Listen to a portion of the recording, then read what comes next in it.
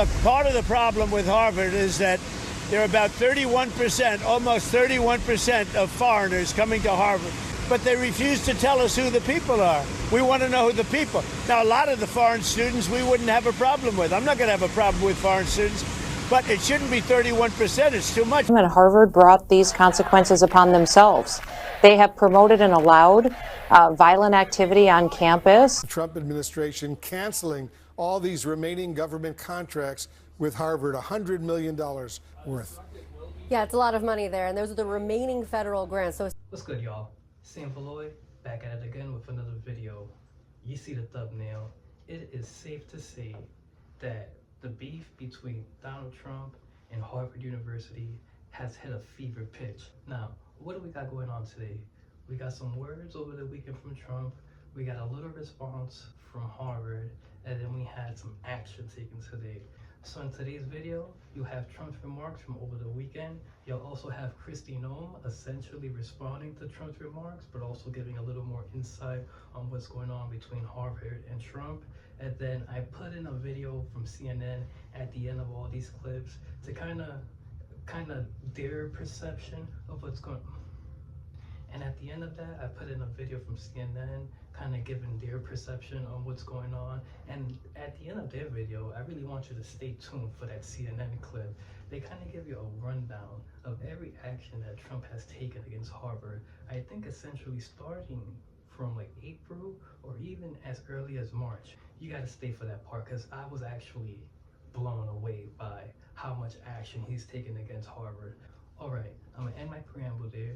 Do me a favor, like, comment, subscribe. You know the vibes. Enjoy the rest of your day. Well, look, part of the problem with Harvard is that there are about 31%, almost 31% of foreigners coming to Harvard.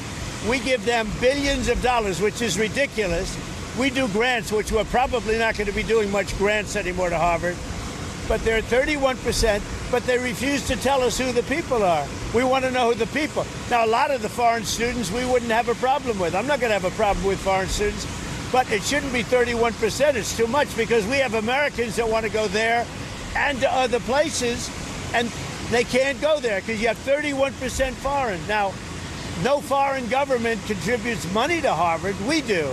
So why are they doing so many? Number one. Number two, we want a list of those foreign students, and we'll find out whether or not they're okay.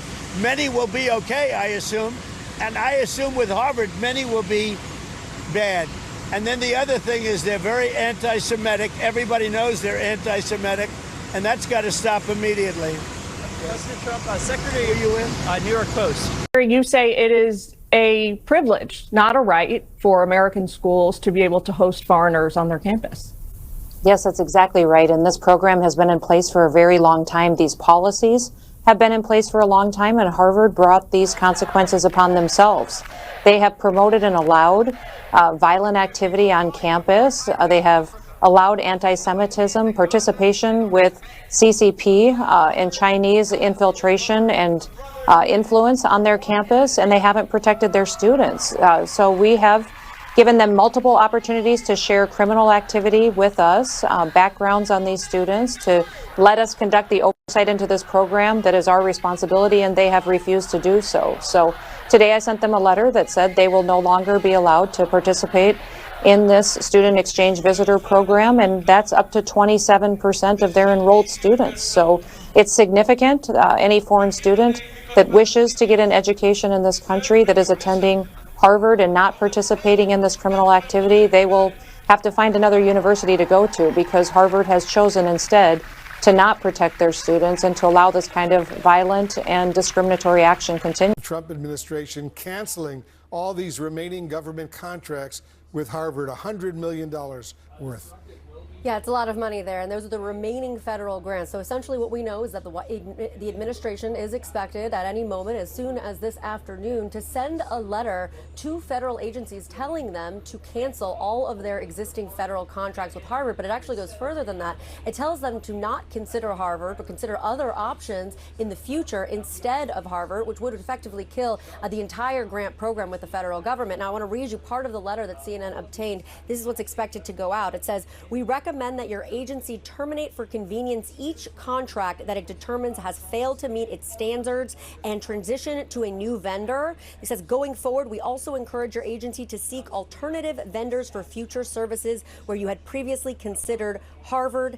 Agencies have time, but just until June 6th to respond with what cancellations they have actually done. And remember, Wolf, as you guys have just noted, this is just the latest in an ongoing escalation. I want to take a look at what we have seen from the White House, from the administration when it comes to Harvard, really for the last month here. Starting back in April 14th, they froze $2.2 billion in grants. April 15th, they threatened Harvard's tax-exempt status. April 17th, they demanded international student records. May 13th, they froze another $450 million in funding. May 22nd, they moved to bar international students. May 26th, they considered redirecting $3 billion from Harvard to trade schools. And then, of course, May 27th, we're here where we are expecting this White House to send this letter, the GSA, General Services Administration, to send this letter to federal agencies to cut those remaining federal contracts. So clearly an escalation here. Of course, as we know, Wolf, the administration has accused Harvard of having liberal bias, of allowing anti-Semitic behavior on campuses, among other things.